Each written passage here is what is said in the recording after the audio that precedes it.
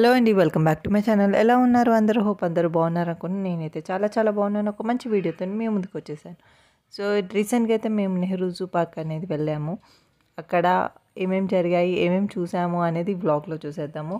So స్టార్టింగే ఒక మంచి బ్యూటిఫుల్ ఫ్లవర్ గార్డెన్ అనేది కనిపించింది.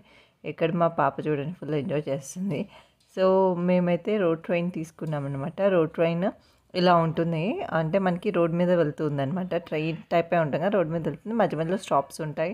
మనం దిగి అక్కడ ఉన్నవన్నీ చూసుకొని మళ్ళీ నెక్స్ట్ ఇంకో ట్రైన్ లేదా బైక్ ఏదో ఒకటి బ్యాటరీది కార్ కానీ ఏదో ఒకటి ఎక్కేసి మళ్ళీ ఇంకో స్టాప్లో దిగిపోవచ్చు అనమాట. సో మేము ఇక్కడ లయన్స్, టైగర్స్, జాకల్స్ ఎవ్రీథింగ్ అన్నీ చూసాము. ఇక్కడ ఫుడ్ కోర్ట్స్ కూడా మధ్యలో ఉన్నాయి. ఇక్కడ డీర్స్ చూడండి చాలా బాగున్నాయి. సో ఇలా మనము ట్రైన్ అంటే ఎక్కువ నడవడానికి వీలు కాని వాళ్ళు, చిన్నపిల్లలు ఉన్నవాళ్ళు, ముసలి వాళ్ళు, లేక ఎక్కువ నడవలేని వాళ్ళు ఇలా తీసుకున్నామంటే అక్కడక్కడ మనం స్టాప్స్ తీసుకొని ఇవన్నీ చూసుకొని మళ్ళీ ఎక్కేసి కొంచెం నడక అనేది తగ్గుతుంది. కంప్లీట్గా కాదు, బట్ స్టిల్ కొంచెం బెటర్ అనిపిస్తుంది. ఇక్కడ స్వాన్స్ చూడండి ఎంత బాగున్నాయో, అసలు చూస్తూ ఉంటే చూడాలి అనిపిస్తున్నాయి అన్నమాట. అంత బాగున్నాయి. అండ్ ఇక్కడ మధ్య మధ్యలో మనకి బోట్స్ కూడా కనిపిస్తాయి. ఎటు సైడ్ వెళ్తే ఏమేమి ఉంటాయి అనేది అన్ని గైడ్లైన్స్ ఉంటాయి. అండ్ మధ్యలో మనకి మ్యాప్స్ కూడా పెడతారు.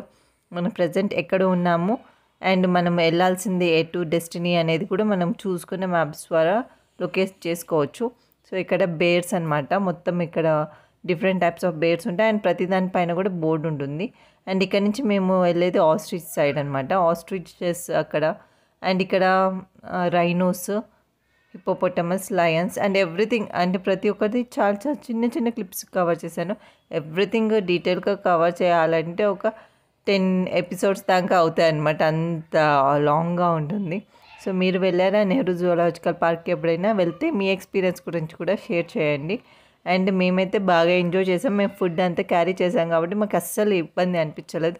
మీరు కూడా వెళ్తే ఇంటి నుంచి ఫుడ్ మాత్రం తప్పకుండా క్యారీ చేయండి. అండ్ ఇక్కడ plastic not allowed, only steel బాక్స్లలోనే క్యారీ చేయండి. ఇంకొకటి నెక్స్ట్ ఎపిసోడ్లో వస్తుంది. Thanks for watching. వీడియో ఎలా ఉందో